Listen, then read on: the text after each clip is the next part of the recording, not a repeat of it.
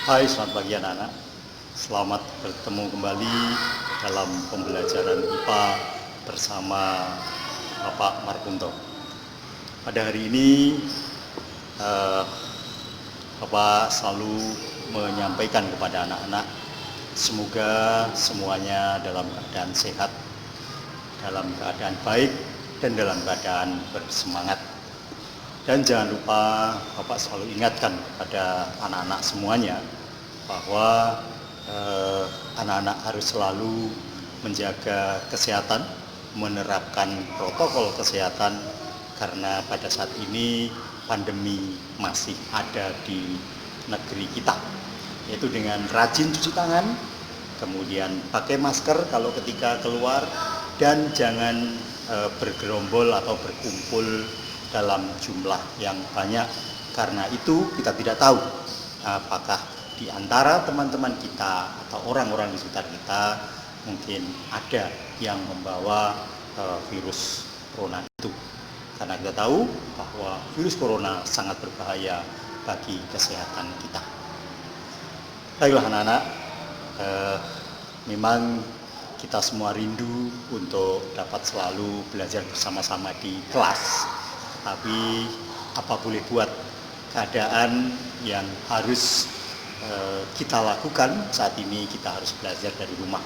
Maka anak-anak harus tetap semangat di dalam melakukan pembelajaran meskipun harus belajar dari rumah. Untuk itu, marilah sejenak kita berdoa untuk mengawali pembelajaran kita, agar apa yang kita lakukan ini disemangati oleh iman kita, bahwa kita ingin membina diri untuk masa depan kita yang lebih baik, dan kita dapat perlindungan dari Yang Maha Kuasa. Marilah kita berdoa. Selesai. Baik anak-anak, pada kesempatan ini Bapak akan menyampaikan materi yang pertama, yaitu tentang sistem reproduksi pada manusia. Dan pada pokok bahasan yang pertama, pada pertemuan pertama ini, kita akan belajar tentang pembelahan sel. Nah, apa tujuan dari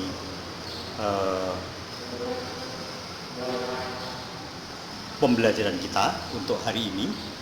Yaitu kita akan memahami bagaimana sel itu melakukan pembelahan, kemudian mengapa sel itu melakukan pembelahan.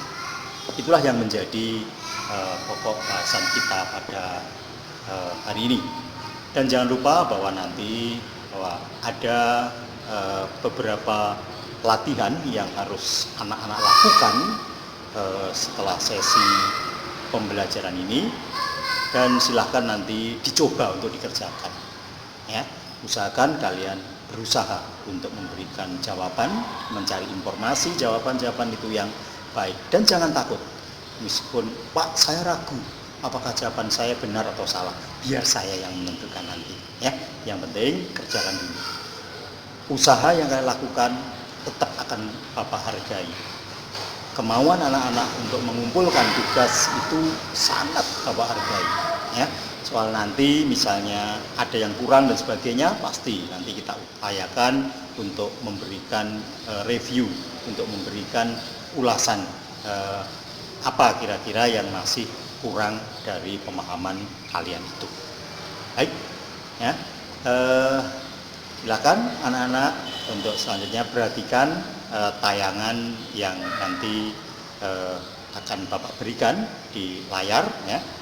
Kemudian dicermati. Lalu jika tayangan itu mungkin terlalu cepat dan sebagainya, silakan nanti diulang lagi ya, baru sampai anak-anak bisa memahaminya.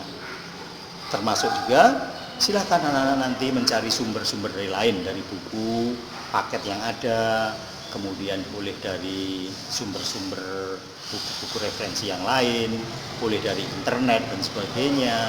Tapi ingat ya, buka internet semuanya adalah hanya untuk mencari informasi yang baik tentang pelajaran ini.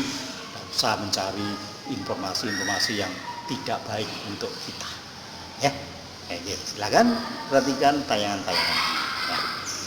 Jadi tujuan kenapa sih sel itu melakukan pembelahan? Nah, perlu saya sampaikan di sini bahwa sel itu sebenarnya adalah bagian terkecil dari suatu penyusun makhluk hidup. Jadi tubuh kita ini juga disusun oleh banyak sel, bahkan bisa miliaran sel yang ada tubuh kita. Nah, lalu sebenarnya apakah kita lahir langsung jumlahnya dalam jumlah yang sangat banyak? Tentu tidak. Nah, proses itu semuanya adalah melalui pembelahan sel. Nah, jadi kenapa sel itu melakukan pembelahan? Setidaknya ada 3 tujuan. Nah, yang pertama adalah untuk pertumbuhan.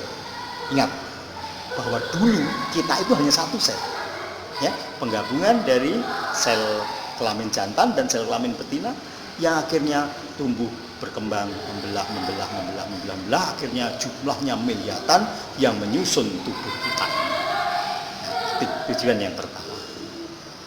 Jadi untuk pertumbuhan. Jadi yang awalnya kecil menjadi makin besar, makin tumbuh.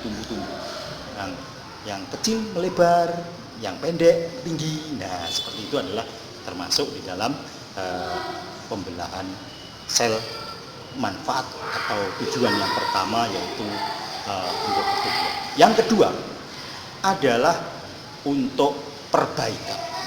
Nah, mungkin kalian pernah mengalami luka. Kemudian luka itu lama-kelamaan menutup dan hilang. Nah, siapa yang mengubah itu? Nah, sel-sel yang rusak itu diganti oleh sel-sel yang baru melalui proses pembelahan.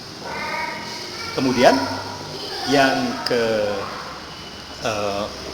ketiga yaitu untuk reproduksi.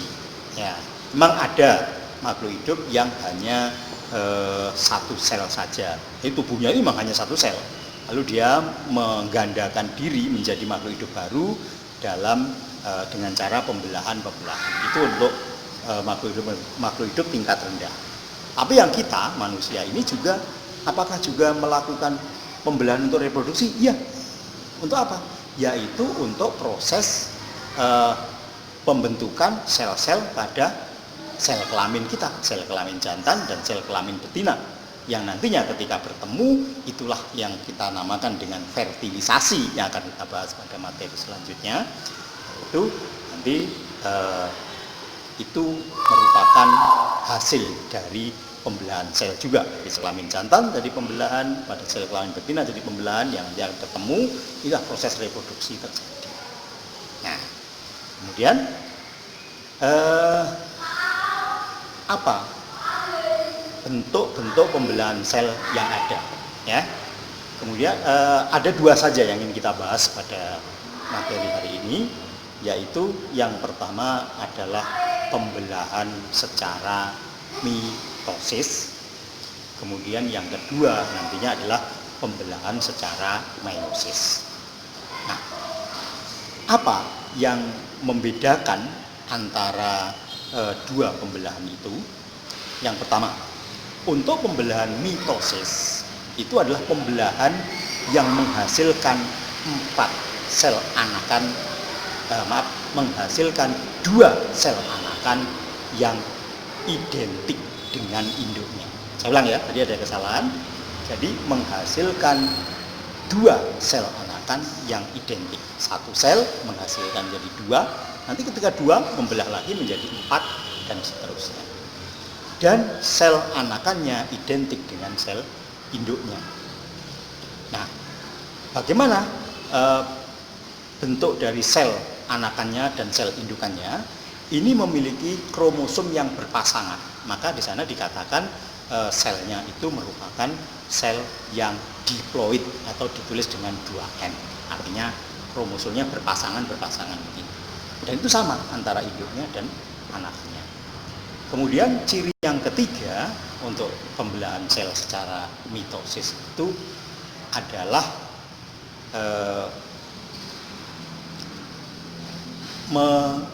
membentuk 4 fase dalam pembelahannya. Apa 4 fase itu? Yaitu fase profase, kemudian metafase, anafase, dan telofase.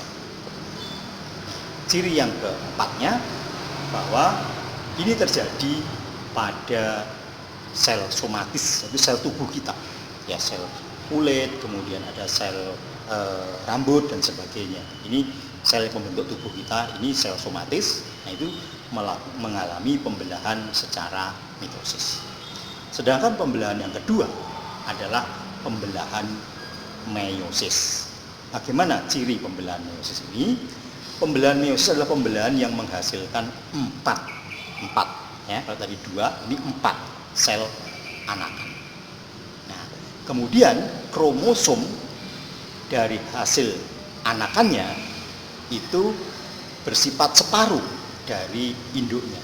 Kalau tadi 2N, ini hanya N, sehingga selnya itu tidak lagi berpasangan, kromosomnya tidak lagi berpasangan, tetapi terpisah-pisah. Ini kemudian pembelahannya mengalami 2 tahap, yaitu meiosis pertama dan meiosis kedua. Tiap-tiap tahapan ini memiliki proses yang hampir sama dengan mitosis, yaitu 4 fase, yaitu profase 1, metafase 1, anafase 1, dan telofase 1. Sedangkan pada tahap keduanya, meiosis kedua juga sama, ada profase 2, dan metafase 2, anafase 2, dan telofase 2. Nah, pada pembelahan meiosis ini terjadi pada sel kelamin, jadi pada pembentukan spermatogenesis, yaitu pembentukan sel sperma, dan proses pada oogenesis yang menghasilkan ovum. Itu adalah 2 perbedaan atau perbedaan dari 2 pembelahan sel. Meskipun ada sebenarnya pembelahan sel yang lain, tapi kita fokuskan 2 itu dulu. Itu yang banyak terjadi pada tubuh kita. Nah, itu anak-anak silahkan dipelajari lagi sebagai latihan dan tugas pada kalian. Pelajari tentang bagaimana ciri-ciri pada tiap-tiap fase itu. Silahkan dibaca di bukunya atau cari di sumber-sumber lain. Jadi pada profase itu ciri-ciri selnya seperti apa. Kemudian metafase, ciri-ciri penyusun selnya seperti apa dalam proses pembelahan itu sampai pada yang telofase. Demikian juga yang untuk pembelahan meiosis, silahkan dibaca lagi. Kemudian ada 2 latihan untuk kalian, silahkan. Ada 2 pertanyaan yang harus kalian jawab, yang nanti kalian kumpulkan lewat WA atau lewat Google Form yang sudah kita sediakan, atau mungkin ditulis kemudian diminta difoto, ya. Kemudian kalau tidak memiliki HP sendiri, bisa minta tolong kepada temannya atau HP orang tuanya atau saudaranya untuk mengirim ke nomor saya, karena itu akan menjadi penilaian bagi kinerja kalian yang nantinya akan menjadi nilai rapot bagi kalian. Jangan lupa selamat mengerjakan, ya. Lalu apa pertanyaannya? Ada 2 saja. Yang pertama adalah mengapa, ya, sel melakukan pembelahan. Silakan cari lagi. Tadi sudah saya sampaikan sebenarnya mengapa sel melakukan pembelahan. Kemudian yang kedua, tugas yang kedua adalah bagaimana perbedaan pembelahan sel mitosis dan pembelahan sel secara meiosis. Oke, saya ulang. Yang pertama, mengapa sel melakukan pembelahan? Soal yang kedua, apa perbedaan antara pembelahan sel secara mitosis dan pembelahan sel secara meiosis? Jadi itu 2 soal yang harus kalian kerjakan, ya. silakan nanti kalian kumpulkan lewat WA atau selanjutnya anak-anak silakan tetap jaga kesehatan, dan itulah materi kita untuk hari ini. Selamat belajar, terus jaga kesehatan, dan persiapkan untuk materi selanjutnya nanti adalah tentang struktur organ reproduksi laki-laki sambil dipersiapkan. Sekian, selamat pagi.